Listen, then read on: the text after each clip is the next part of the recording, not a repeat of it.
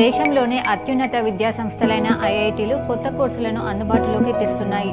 2024-25 విద్యా సంవత్సరంలో పలు కోర్సులను ప్రారంభించేందుకు సిద్ధమయ్యాయి. కొత్త కోర్సులు సీట్ల సంఖ్య పెంపుదలతో వచ్చే విద్యా సంవత్సరంలో 4000 వరకు సీట్ల సంఖ్య పెరిగే అవకాశం ఉంది.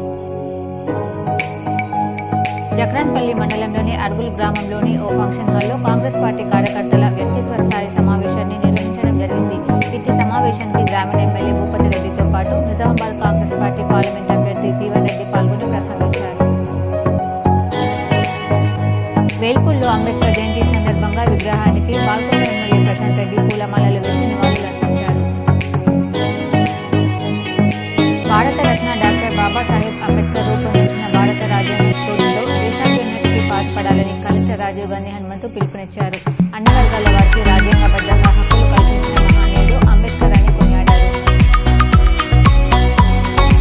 రాజంపేట మండలం కొండాపూర్, ఎల్లారెడ్డిపల్లి ధాన్యం కొనుగోలు కేంద్రాలను ఆదివారం జిల్లా కలెక్టర్ జితేశ్వరి పాటిల్, జిల్లా రెవెన్యూ